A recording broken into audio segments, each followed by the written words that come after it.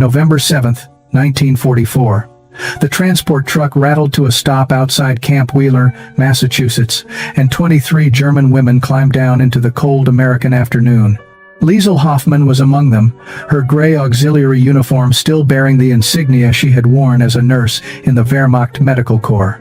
At 22 years old, she had expected many things from American captivity. Brutality, perhaps. Starvation, certainly. Humiliation, without question. What she had not expected was the smell of roasted chicken drifting across the compound as the guards led them toward the processing building.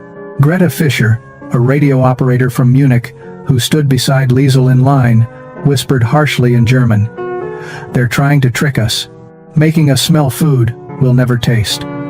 At 26, Greta had seen enough of the war to trust nothing, especially kindness from enemies.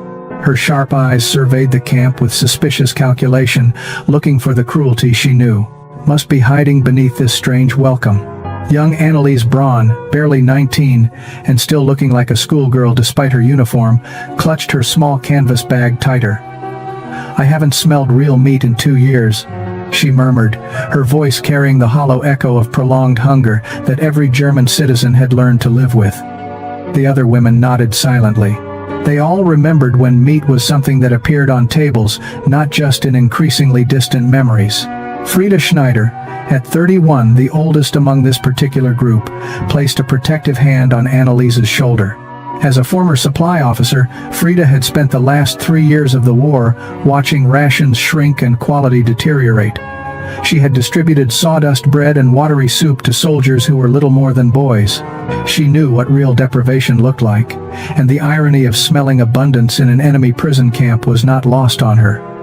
Captain Helen Morrison stood waiting for them inside the processing building, her American uniform crisp and her expression professionally neutral.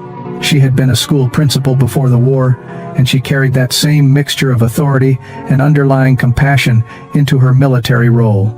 "You will be processed, assigned barracks, and given medical examinations," she announced in clear English. A translator repeated her words in German, though several of the women understood enough to follow along. "Then you will be taken to the mess hall for your evening meal." The word meal hung in the air like an impossible promise. Liesel caught the eye of another prisoner, an older woman named Elsa Zimmermann, whose bitter expression suggested she believed nothing good could come from their captors. Elsa's silent judgment seemed to say what they were all thinking. This must be a cruel joke, some elaborate American trick to break their spirits before the real deprivations began. But when the processing finished 2 hours later, and the guards led them across the compound, the smell of chicken had only grown stronger. And there, through the mess hall windows, Liesel could see steam rising from enormous pots, could see American soldiers carrying trays laden with what looked like actual food. Liesel had not seen food like this since 1941. She stood frozen in the mess hall doorway, staring at the serving line where American kitchen staff ladled thick stew onto metal trays. Beside her, the other German women had gone equally still, their eyes wide with disbelief. This was not the meager prison ration they had prepared themselves to accept.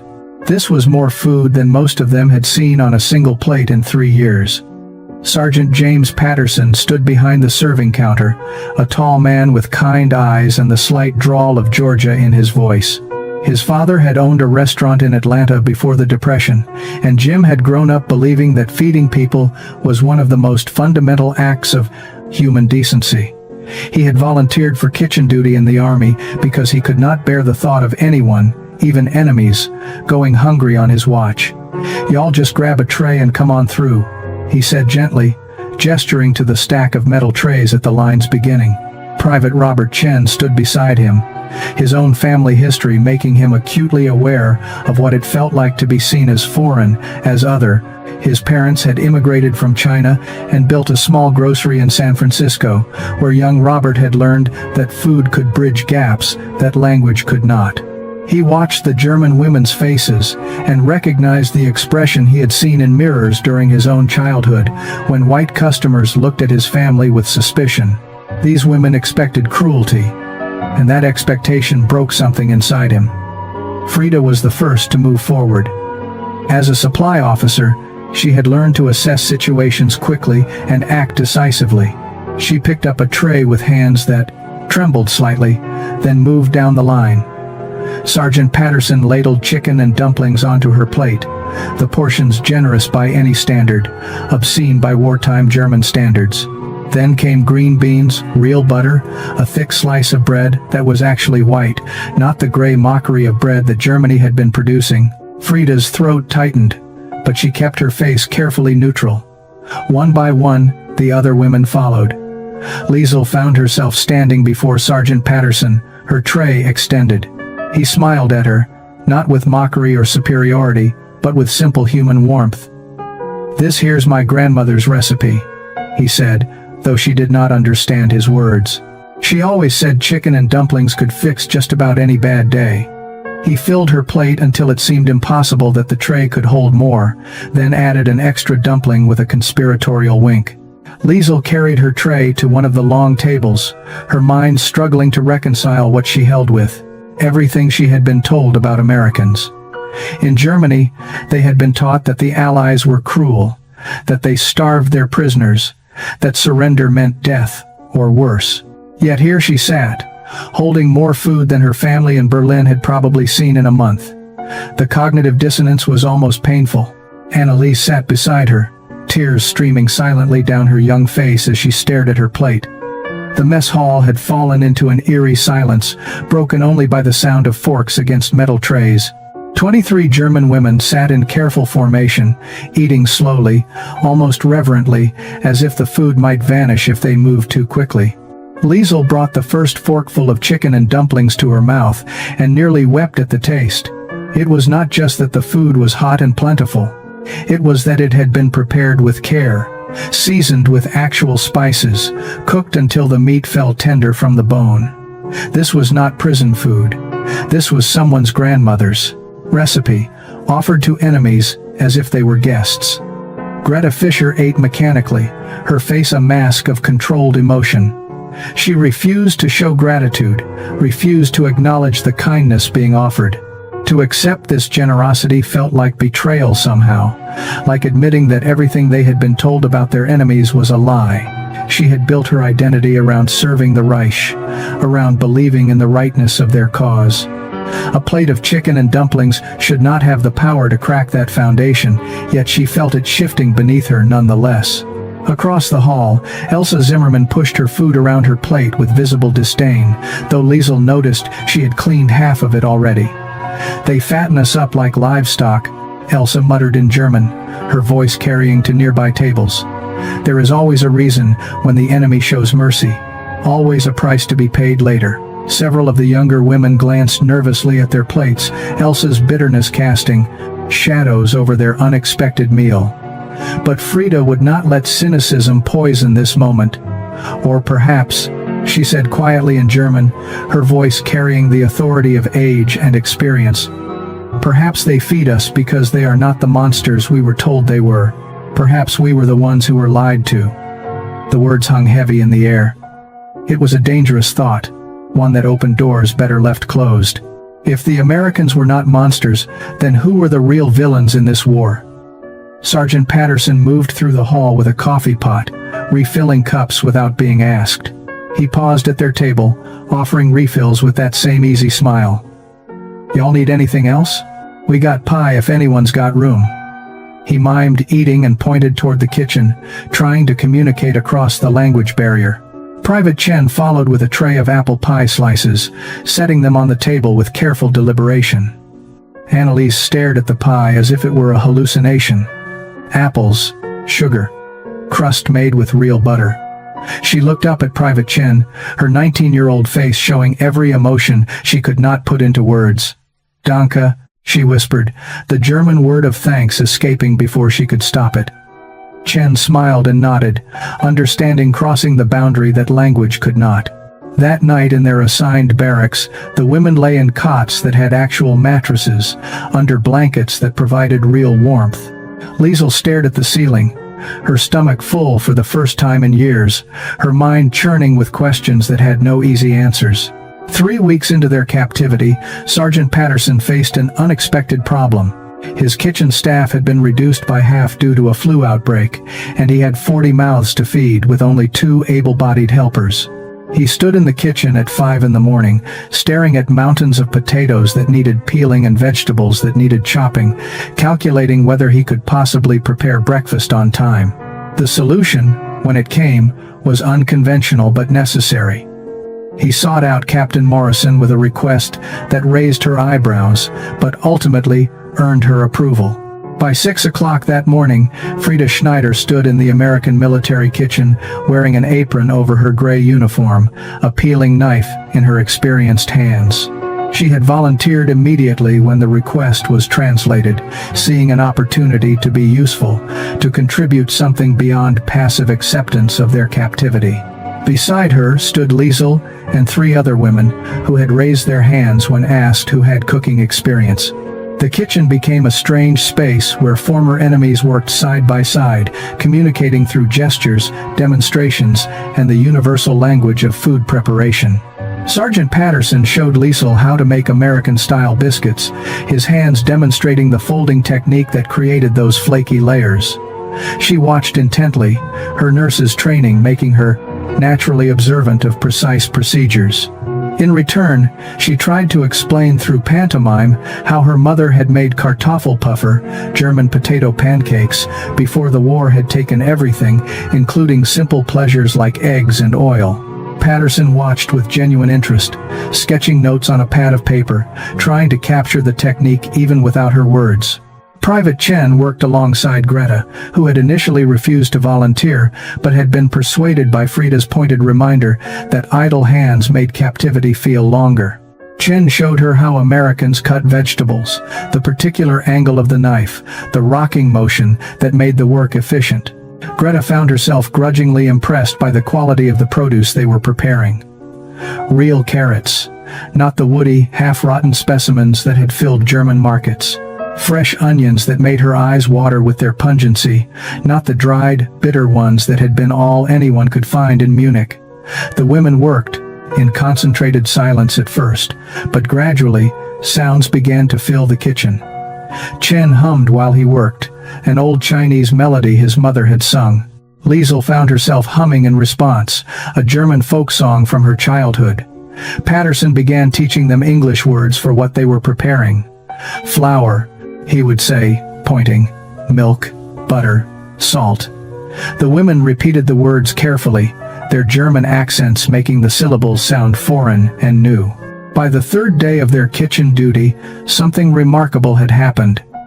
The work had created a rhythm, a sense of shared purpose that transcended the prisoner-captor relationship. When Annalise accidentally burned a pan of biscuits, Patterson simply laughed and showed her how to adjust the oven temperature. No punishment, no anger, just patient instruction.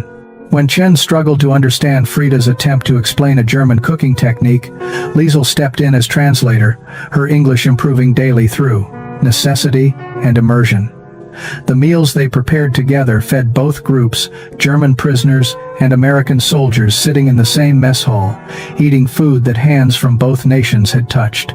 December 24, 1944. Christmas Eve arrived at Camp Wheeler with fresh snow covering the Massachusetts landscape and a silence that felt heavier than usual. Liesel woke in her barracks to the sound of Annalise crying softly in the cot beside her. The youngest among them had been holding herself together with remarkable strength, but holidays had a way of breaking down carefully constructed walls. "I keep thinking about my mother," Annalise whispered in German. "She always made Stollen on Christmas Eve. I wonder if she even has flour this year. I wonder if she's alive." The question hung in the cold morning air, unanswerable and terrible. None of them had received letters from home. None of them knew what was happening in the cities they had left behind. The last news from Germany spoke of increasing Allied bombing campaigns, of infrastructure collapsing, of civilian casualties mounting. Every woman in the barracks carried the same gnawing uncertainty about whether anyone they loved had survived to see another Christmas. Captain Morrison had wrestled with how to handle the holiday. She could have ignored it entirely, treated it as just another day in the military calendar. But she had been an educator long enough to understand that acknowledging people's humanity, especially during difficult times, was not weakness but wisdom. She had approved Sergeant Patterson's unusual request without hesitation, trusting his instincts about what these women needed. By mid-morning, the kitchen had transformed into something that resembled organized chaos. Patterson had recruited every German woman who wanted to participate in preparing a Christmas meal that would honor both American and German traditions. Frida took charge of making Stollen, the traditional German Christmas bread, with ingredients that Patterson had somehow procured through channels he declined to explain. Liesel worked alongside Private Chen preparing roasted chicken with herbs, while Greta reluctantly helped another prisoner make spätzle, the tiny German egg noodles that required patience and skill. The kitchen filled with competing aromas, cinnamon and nutmeg mixing with roasting meat and fresh bread. American soldiers stopped by the door, drawn by smells that reminded them of their own distant homes. Some lingered to watch, fascinated by the German women's cooking techniques, by the way their hands moved with practiced precision even in unfamiliar surroundings. One young private from Wisconsin started talking to Anneliese, his grandmother having been German, and he still remembered a few phrases from childhood. Frohe Weihnachten, he said carefully. Merry Christmas. Anneliese's eyes filled with tears, but she smiled and repeated the phrase back to him. When evening came, the mess hall had been decorated with simple paper chains and pine branches that some of the American soldiers had cut from the surrounding woods. Long tables had been arranged in a different configuration, less institutional, more communal. German women and American soldiers sat intermingled, not by assignment, but by the organic arrangement of people who had spent the day cooking together. The food arrived in waves. Roasted chicken and dumplings alongside Stollen and spätzle, apple pie next to German Lebkuchen cookies that Frida had made from memory. Sergeant Patterson stood to offer a simple blessing before the meal. "We're all a long way from home tonight," he said, and though not all the German women understood his words, they understood his tone. The weeks following Christmas brought an unexpected crisis of conscience that manifested differently in each woman. Liesel found herself waking in the night, her stomach comfortably full, her body warm under adequate blankets, and feeling a crushing guilt that made it hard to breathe. She thought about her younger sister back in Berlin, about whether Hannah had enough to eat, whether she was cold, whether she was even alive. The comfort of captivity had become its own form of torture, a constant reminder that she was safe while those she loved suffered. Greta's internal struggle took a different form.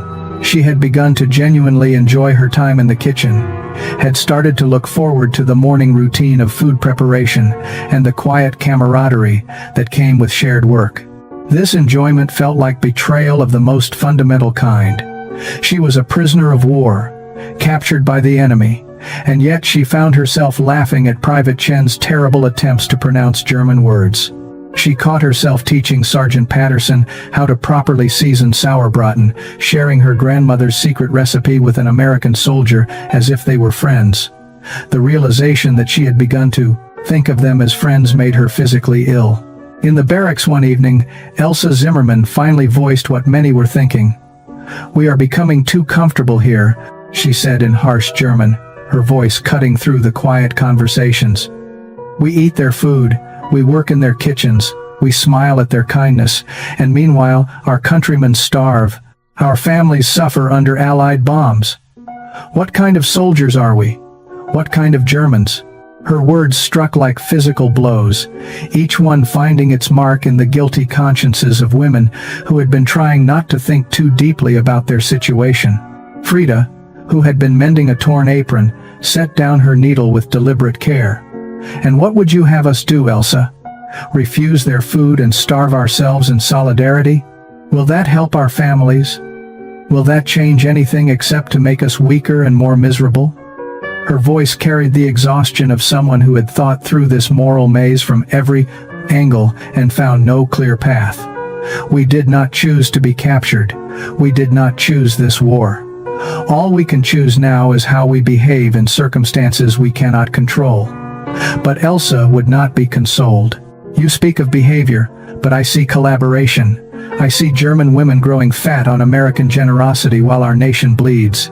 I see us forgetting who we are, forgetting our duty." She looked around the barracks with disgust.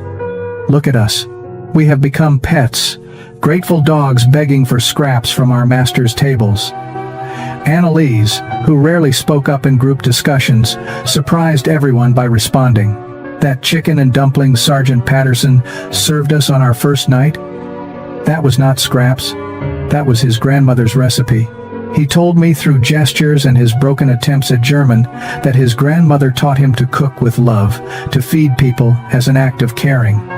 Her young face was earnest, searching for understanding. Is it collaboration to recognize when someone treats you with basic human decency? Is it betrayal to acknowledge that we were lied to about what Americans were like? The question created a fault line through the barracks. Some women nodded in agreement with Annalise. Others looked away, unable to accept what her words implied about everything they had believed. Liesel sat on her cot, caught between both positions, understanding the truth in each argument, yet unable to reconcile them. February 9th, 1945 brought the first mail delivery to Camp Wheeler's German prisoners. Captain Morrison entered the barracks with a canvas bag containing 17 letters that had been routed through the International Red Cross, processed through multiple channels of military bureaucracy, and finally cleared for distribution. 17 letters for 23 women meant that 6 would receive nothing, would continue living in the terrible limbo of not knowing whether anyone they loved still existed in the world. Liesel's hands shook as she opened the thin envelope bearing her sister's handwriting. The letter had been written in November, 3 months earlier, and had traveled across an ocean and through a war to reach her. Hannah's words were careful, constrained by the knowledge that censors would read every line. But the desperation bled through anyway. "We are managing as well as can be expected," Hannah had written, which Liesel understood to mean they were starving.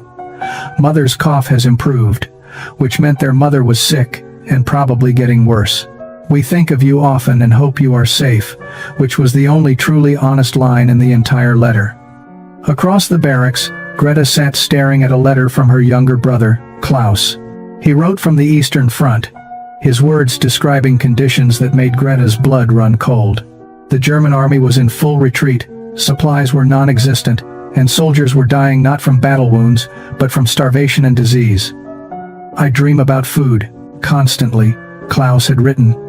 "Last night I dreamed about the potato soup Mother used to make, the one with actual potatoes in it, not just the water they've been pretending is soup. I woke up so hungry I thought I would die." Greta read those words while sitting in a warm barracks, her stomach still satisfied from the substantial breakfast she had eaten 2 hours earlier. Frida received news that her husband had been killed in France in October. The letter from his commanding officer was formal and brief, offering the standard condolences and assurances that he had died bravely for the fatherland. She read it 3 times, trying to feel something beyond numbness. They had been married for 8 years, and she had not seen him in 2. Now she never would. She folded the letter carefully and placed it in her footlocker, then walked to the mess hall for lunch as if nothing had changed, because what else was there to do? That afternoon, Liesel could not eat. She sat before a plate of pot roast and vegetables, food that her sister would have considered a feast beyond imagination, and felt physically incapable of lifting her fork. Every bite she had taken in captivity suddenly felt stolen from Hannah's mouth, from her mother's plate, from the mouths of every German civilian suffering under conditions that Liesel could barely imagine from her comfortable captivity. Sergeant Patterson noticed her untouched plate and approached with concern. "You feeling all right?" he asked, his southern drawl soft with genuine worry. Liesel looked up at him, this kind American man who had shown her nothing but decency, and felt a surge of irrational anger. How dare he be kind? How dare he feed her well while her family starved? How dare he make her feel grateful when gratitude felt like treachery? "My sister is starving," she said in halting English, the words coming out harder than she intended. "My mother is sick, my family has nothing. And I sit here, eating your food, growing strong while they grow weak. You understand? I am prisoner, but I eat like queen. They are free, but they starve." Her voice broke on the last word, and she hated herself for showing weakness, for crying in front of her captor. Patterson pulled out the chair across from her and sat down heavily. April 20th, 1945. News of Germany's imminent collapse spread through Camp Wheeler like a cold wind. The war in Europe was ending, and with it came the reality that the German prisoners would soon face repatriation. Captain Morrison received official orders to begin preparation for their return, to start the administrative process that would eventually send these 23 women back across the Atlantic to whatever remained of their homeland. The announcement came during morning assembly, translated carefully into German, and was met with a silence more complex than simple relief or dread. That evening, Sergeant Patterson made an unusual request. He asked Captain Morrison for permission to prepare one final special meal, a farewell dinner that would combine the best of what they had created together over these 5 months. Morrison, understanding the significance of ritual and moments of transition, approved without hesitation. The kitchen became a space of concentrated activity as German and American hands worked side by side for what everyone knew would be the last time. Liesl found herself moving through familiar motions with heightened awareness, noticing details she had taken for granted. The way Private Chen hummed while chopping vegetables. The particular angle of Sergeant Patterson's wrist when he stirred gravy. The sound of Frida's quiet instructions to Annalise about proper bread-making technique. These small intimacies of shared work had become woven into the fabric of her daily existence, and soon they would be nothing but memories. The menu they created was ambitious and intentionally symbolic. Chicken and dumplings, the dish that had welcomed them on that first impossible evening when they had expected cruelty and received abundance. Potato pancakes made according to Liesl's mother's recipe, fresh bread that combined American and German techniques. Apple strudel that Frida had perfected through weeks of practice. Each dish represented a bridge they had built between two worlds that were supposed to remain forever separate. When the meal was ready, they arranged the mess hall with more care than usual. Someone had found white tablecloths from storage. Others had gathered wildflowers from the camp's perimeter. The tables were set as if for a celebration, though the atmosphere felt more like a wake. American soldiers and German prisoners gathered together, the distinction between captor and captive blurred by months of shared meals and unexpected friendship. Sergeant Patterson stood to speak, his voice carrying across the suddenly quiet hall. "When y'all first arrived here, I'll admit I didn't know what to think. Enemy soldiers, women from a country we were fighting against, people I was supposed to see, eternal authority lending weight to the request. I have no husband to return to, no children, no home. Germany needs to be rebuilt, this is true, but Germany also needs to see that its former enemies can become its friends. Perhaps we serve better by staying here, by showing that transformation is possible, by proving that people can choose different futures than their pasts would suggest." Annalise was crying as she stood, the youngest among them speaking last. "I am 19 years old. I do not want my entire life to be defined by this war, by the terrible things my country did. Here, I can become someone new. Here, I can have future that is not built on ruins and guilt. Please, Captain, let us choose hope instead of returning to despair." Morrison looked at these women, understanding that she was witnessing something unprecedented. 20 years later, June 5, 1965. Liesl Hoffman Patterson stood in her kitchen in Atlanta, Georgia, preparing chicken and dumplings using the recipe her husband's grandmother had perfected generations earlier. Jim worked beside her, their movements synchronized by 2 decades of marriage, by years of running their restaurant together, by a partnership that had been born in the most unlikely of circumstances. Their daughter, Anna, now 16, set the table for the dinner party they were hosting, unaware that this meal carried significance far beyond ordinary hospitality. The doorbell rang, and Liesl's heart quickened. She had not seen Greta in 5 years, not since Greta had moved to California to work as a translator for international communications companies. Annalise was coming from Boston, where she taught German literature at a university. Frida had traveled from New York, where she managed a bakery that specialized in both German and American pastries. Even Mrs. Dorothy Anderson, now elderly but still sharp, had made the journey. They gathered in the Patterson home to commemorate an anniversary that appeared in no history books but had changed all their lives irrevocably. Over dinner, they told stories that their children had heard before but never tired of hearing.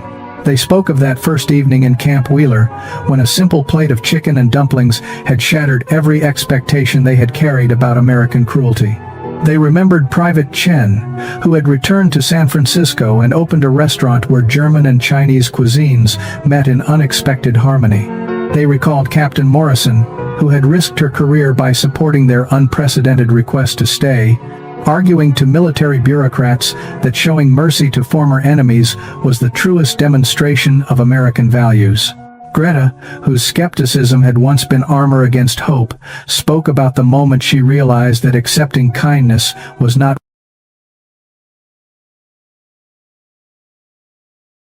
as dangerous. But my grandmother taught me that you can't truly hate someone after you've broken bread with them. These past months proved her right. He paused, emotion making his drawl thicker. You've taught us that enemies are just people who haven't had the chance to become friends yet. We're going to miss you. Liesel translated his words into German, her voice steady despite the tears streaming down her face. Around the room, other women were crying too. May 2nd, 1945. Hitler was dead, Berlin had fallen, and Germany's surrender was a matter of days, perhaps hours. Captain Morrison called the German prisoners together for what should have been a straightforward announcement about repatriation procedures. Instead, she found herself presiding over a moment that defied all her military training and administrative experience. The women gathered in the assembly hall with expressions that mixed relief, anxiety, and something else Morrison could not quite identify. It was Liesel who gave voice to what several of them had been discussing in whispered conversations over the past weeks. Captain Morrison, Liesel said in careful English that had improved dramatically since her arrival. Some of us wish to ask about possibility of staying in America. Not as prisoners. We understand that is not possible legally, but as displaced persons, perhaps, as immigrants. The words fell like stones into still water, creating ripples that spread through the room. Several American guards exchanged shocked glances. Even among the German prisoners, not everyone had known that this request was coming. Morrison asked for clarification, needing to understand the full scope of what was being requested. Liesel continued, her voice gaining strength as she spoke. We have been writing letters to families through Red Cross. Many of us have received terrible news. Families dead, cities destroyed. Some of us have no homes to return to, no family waiting, nothing except ruins and starvation. She paused, gathering courage for the harder truth. But more than that, we have found something here we did not expect to find. We have found dignity. We have found purpose. We have been treated as human beings, not as enemies or as tools of war. Greta stood next, surprising everyone, including herself. The woman who had been most resistant to accepting American kindness now spoke in support of staying. In Germany, we will return as failures. As women who were captured and corrupted by enemy influence, we will face suspicion and shame. But here, we have been given chance to become something better than what we were. That first meal of chicken and dumplings, it was not just food. It was promise, weakness, but courage. I thought gratitude was betrayal, she said quietly. I thought that if I acknowledged American humanity, I was denying German suffering. It took me years to understand that both could be true. That my family could have suffered terribly, while Americans still chose to treat me with dignity.